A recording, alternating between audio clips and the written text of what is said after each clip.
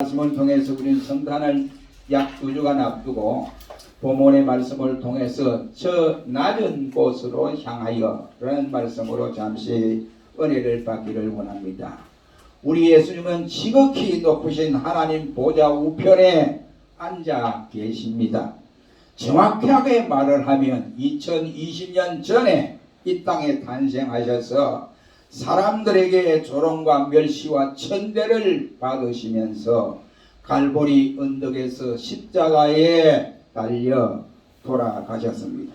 그런데 그 예수님이 이 세상에는 아무도 다를 수 없는 영광의 보좌에 앉아 계시고 있습니다.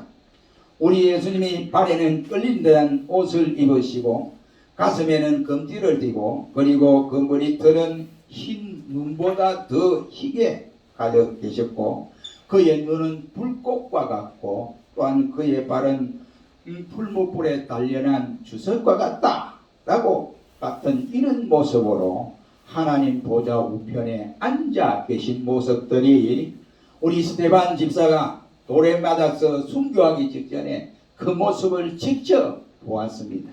그리고 사도 바울이 삼청천에 올라갔을 때에 그때 그 모습을 그대로 보았으며 사도 요한이 기도 중에 밤모습에서 이러한 모습을 실제적으로 보고 경험했던 사실을 말씀을 하고 있습니다. 우리는 때때로 하늘 보좌를 생각하면서 저 높은 곳을 향하여 날마다 나아갑니다 라고 찬송을 부르고 있지만은 그 높은 곳을 향하여 나아간다고 하는 그것으로서 성탄의 모든 것을 우리가 만끽하고 있다 라고는 말을 할 수 없습니다. 크리스마스의 참된 의미를 찾아보면 저 높은 곳을 바라보며 살아가는 것만이 다는 아니다고 생각을 합니다. 크리스마스의 의미는 오늘 본문만큼 뚜렷하게 말씀해 주는 내용도 우리 성경에 흔히 있다고는 할 수가 없습니다. 우리 예수님은 저 높은 자리에 올라가셔서 영광을 받으시기 전에는 낮아질 대로 낮아지신 분이셨다라고 할 수 있습니다. 오늘 본문 8절에 말하기를 자기를 낮추시고 라고 하는 이 말씀에서 예수님의 전 생애를 우리에게 알게 하는 내용의 말씀이기도 한 것입니다. 우리는 이 시간에 다른 해 못지않게 우리가 경험해 보지 못한 성탄을 맞이해야 할 것입니다.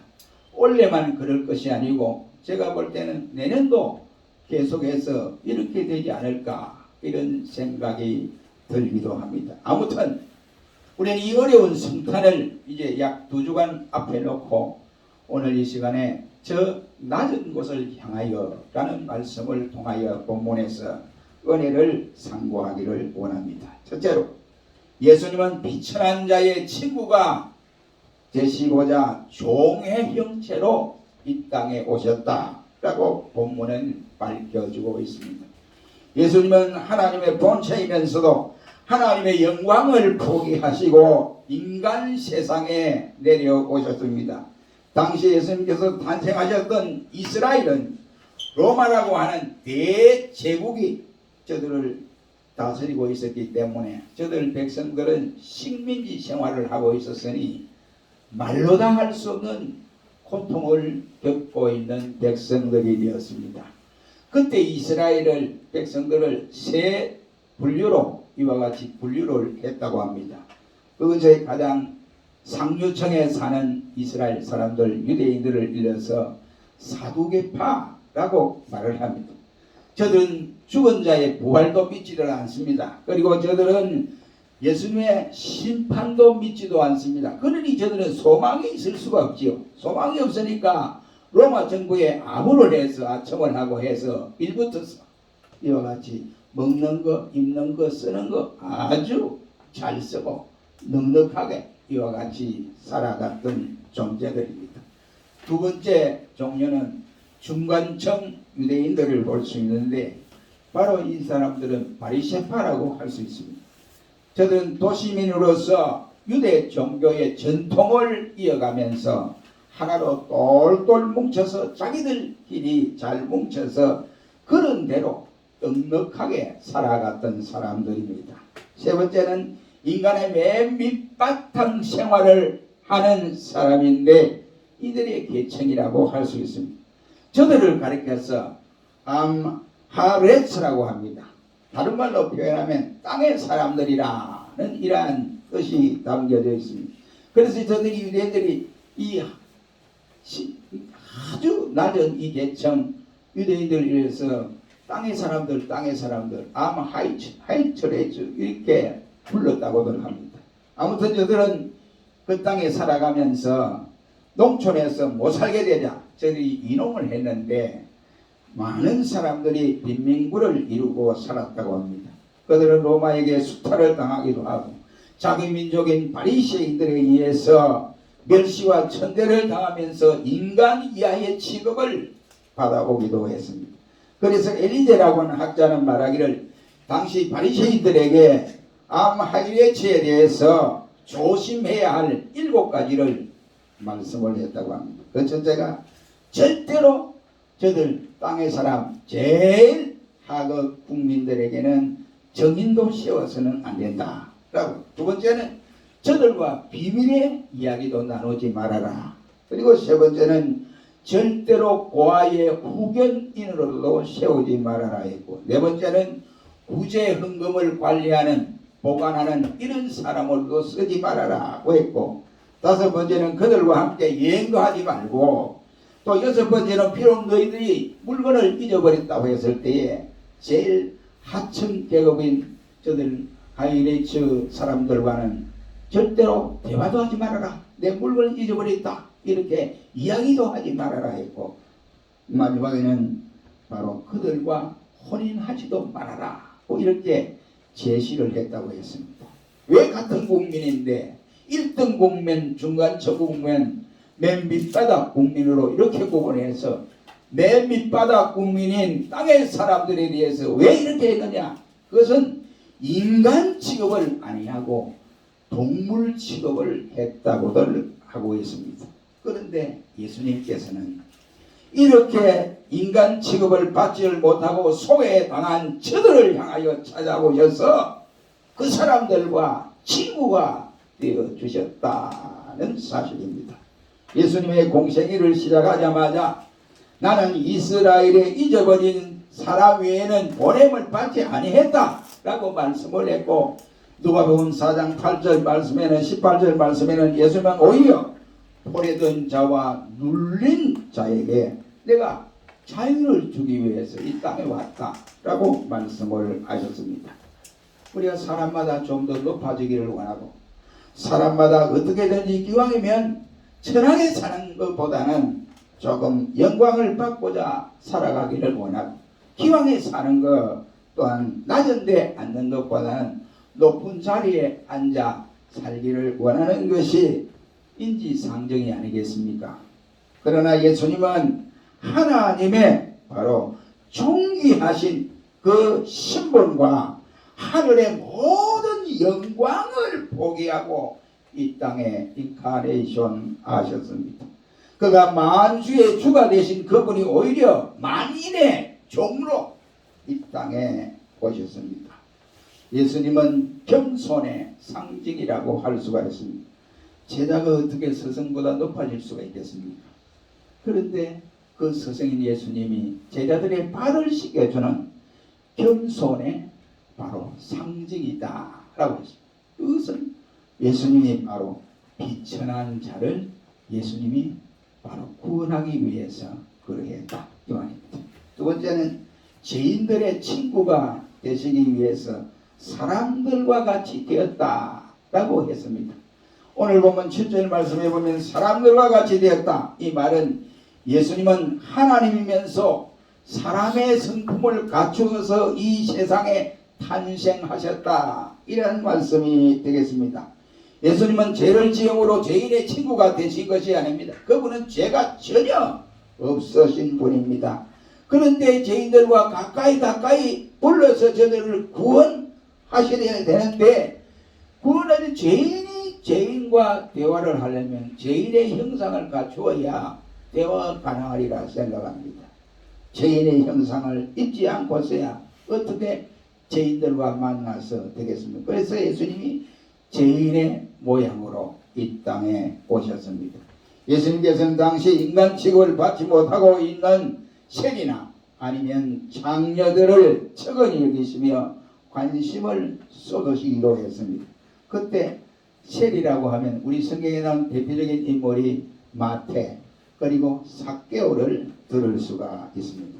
세리나 저들은 모두가 로마 제국에 의해서 이와 같이 세금을 거두어서 국민들에게 세금을 거두어서 로마 제국에 바쳐야 되는데 당시에 그렇게 하면 그 로마 제국이 원하는 세금의 정한 숫자 그대로 받아서 그대로 주면 좋은데 저도 먹고 살아야 되고 또 돈을 가지고 좀 덩덩거려야 되니까 로마 정부에서 예를 들어서 2,000원을 내라 그러면 자기들은 4,000원이나 배로 올려서 세금을 자기 국민들에게 그렇게 매기는 거예요.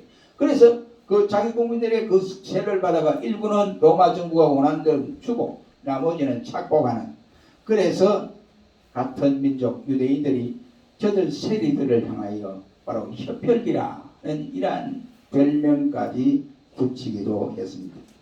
어느 날 예수님께서 마태의 집에서 음식을 잡수시면서 이야기를 나누고 계실 때 바리새인이 이 사실을 보고 제자들에게 말하길 야 너희 선생은 어떻게 죄인들과 같이 밥도 먹느냐? 이렇게 물었을 때 그 소리를 예수님이 들었습니다. 그때 예수님은 말하기를 건강한 자에게는 의원이 쓸데없고 병든 자에게라야 의원이 쓸데있느니라고 하시고 나는 의인을 부르러 온 것이 아니라 죄인을 불러 구원하러 왔다라고 말씀을 해 주었습니다. 어느 날 예수님께서는 한 바리새인 집에 초대를 받아서 마찬가지로 함께 식사를 하는 자리에 식사 전에 그 동네에 있는 창기가 찾아왔습니다. 그때 향유를 담은 향유를 가지고 이 여인이 와서 예수님의 발에 자기의 발을 적시고 자기의 눈물로 발을 적시고 예수님의 자기의 머리털로 예수님의 발을 씻기고 그 다음에 향유를 예수님 머리서부터 부어준 사실이 있습니다. 그때 초청한 바리새인이 보고는 자기 속으로 있습니다. 와, 저 비싼 향유를 어떻게 저렇게 의미하느냐. 만약 저 사람이 자기에게 행하는 이 사실을 선지자라고 하였다면 이 여자가 대간절 누구인지 알았을 터인데 라고 자기 마음속으로 그렇게 생각한 거예요. 그때 예수님이 그 마음을 아시고 그녀에게 많은 제사함을 받게 했던 선언했던 사실이 있습니다. 예수님은 죄인들의 친구가 되어준 것으로 끝나지 아니하시고 모든 인류의 죄를 다 짊어지시고 십자가에 못 박혀 죽으셨습니다. 예수님은 죄인들이 겪어야 할 순환을 다 겪으시고 죄인들이 죽어야 할 죽음을 죽으시고 죄인들이 받아야 할 지옥의 형벌까지 다 당하시고 낮아지셨습니다. 하나님의 신분으로서 사람의 신분을 가지시고 이 땅에 태어난 것만 해도 아주 낮아지신 분이라고 말을 할 수 있습니다. 하나님의 신분으로서 사람의 신분을 가지고 낮아진 자체가 너무나 낮아지신 것인데 예수님이 왜 이렇게 낮아지셔야 하느냐 이겁니다. 예수님이 왜 이렇게 무엇 때문에 이렇게 하늘 보좌를 버려두시고 낮고 천한 구름텅이와 같은 세상에 이렇게 낮아지셨느냐. 그 이유는 시편 106편 43절에 보면 우리의 죄 때문이다 라고 말씀을 하고 있습니다. 사랑하는 성도 여러분, 예수님이 낮아지신 이유는 죄인들의 친구가 되기 위해서 낮아졌습니다. 그러므로 나에게 가까이 오시는 그분은 바로 나의 친구가 되기 위해서 이렇게 낮아지신 것을 확실히 믿으시기를 주의 이름으로 축원합니다. 세 번째는 가난한 자의 친구가 되기 위해서 주님이 가난하게 이 세상에 태어났습니다. 저와 여러분들이 잘 아시는 대로 세상 만물이 예수님께서 지었었습니다.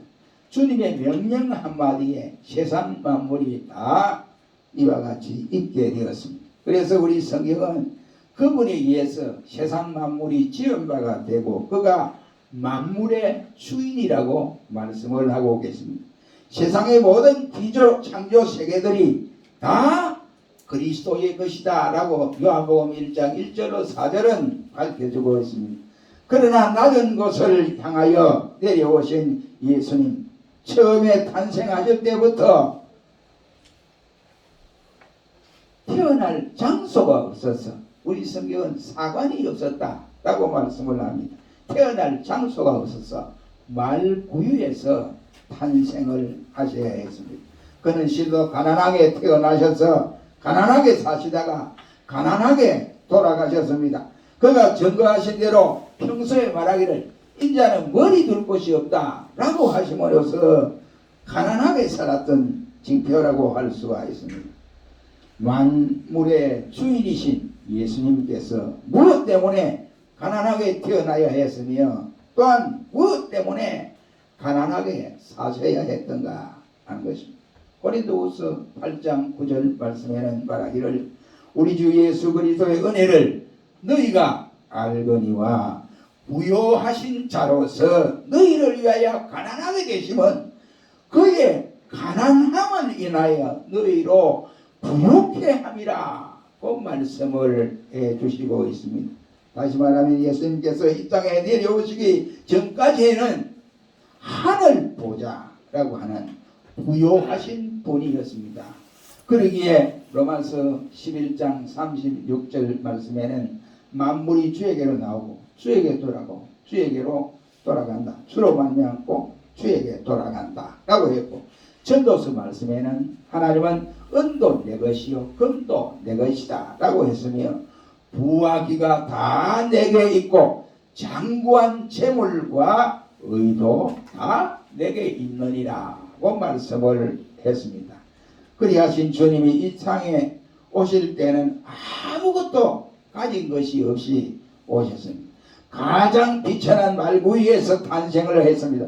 마치 마른 땅에서 자란 줄기같이 메마르고 파리하게 이와 같이 자랐습니다. 그는 풍채도 없고 그는 흠모할 만한 모양도 없다고 이사야가 말한 대로 그대로였습니다. 멸시와 천대를 받아가면서 사셨습니다. 그래서 가난한 자의 친구가 되어 주셨습니다.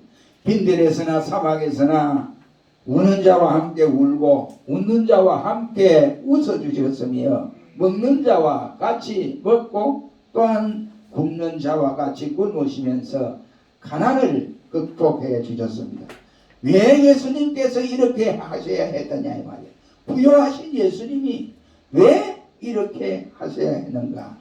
바로 그것은 가난한 자를 인하여 너희를 부요하게 하려 함이라 고 말씀을 하고 있습니다. 그래서 우리는 예수님께서 가난하여 주셨기 때문에 영적으로 너무나 부요한 자가 되어진 것입니다. 예수님은 우리를 위해서 마지막 피 한 방울 그리고 마지막 물 한 방울도 남기지 아니하고 다 쏟아주심으로 가난하게 되셨습니다. 만약 우리 예수님이 부요하신 대로 이 세상에 태어나고 부요하신 대로 이 세상에 살았더라고 한다면은 당시에 로마의 관리청이나 지도청과는 교감이 있었는지는 모르지만은 그러나 소외된 가난한 자의 친구는 될 수 없었고 그 가난한 자들이 예수님을 만날 수도 없었을 뿐더러 복음도 받아들일 수 없을 수가 있지 않았는가라고 생각합니다. 다시 말하는 가난한 사람은 아무도 예수님을 믿을 수가 없었을 것입니다. 예수님은 근본 하나님의 본체이십니다. 하나님의 신분으로 인간 세상에 내려오신 사건은 하나님의 영광의 보좌에서 보라볼 때는 너무나 낮고 낮은 자리이시다 이 말이죠. 우리 예수님은 저 낮은 곳을 향하여 내려오시고 또 내려왔습니다. 사랑하는 성도 여러분, 우리는 이제 성탄을 2주간 앞두고 있는 이런 상황에서 저 유대 땅 베들레헴 마을 부유에 오신 예수님을 영접하기를 진정고 원하십니까? 진정도 우리의 마음속에 예수님을 영접하지 못한다면 유대 땅 베들레헴에 예수님이 수천 번 태어난다 할지라도 우리와는 아무런 상관이 없는 이러한 상황이 되지 않겠습니까? 진정 그 예수님을 만나기를 원하십니까? 예수님에게 진정코 축하하기를 원하십니까? 저 낮은 곳으로 내려가야 예수님을 만날 수가 있습니다. 저 낮은 곳으로 내려가야 예수님을 축하할 수 있다. 이런 말입니다. 그러기에 동방의 박사들은 저 낮은 곳 베들레헴을 향하여 말구유까지 찾아 내려갔습니다. 밤에 양떼를 지키던 목자들도 역시 베들레헴 말구유까지 내려와서 아기께 경배를 드렸습니다. 그렇다면 이번 성탄에 우리도 아기 예수님께 탄생에 대한 축하를 해야 되는데 상황은 별로 좋지 못한 이런 상황입니다. 그럼 우리가 아기 예수께 축하를 하려고 한다면은 우리 자신부터 낮은 데까지 내려가야만이 아기 예수께 마음껏 축하할 수 있습니다. 이번 성탄절에 우리 모두가 마음을 비우고 낮은 데까지 내려가서 아기 예수님께 마음껏 축하하는 성탄이 되기를 주의 이름으로 축원합니다. 기도하겠습니다.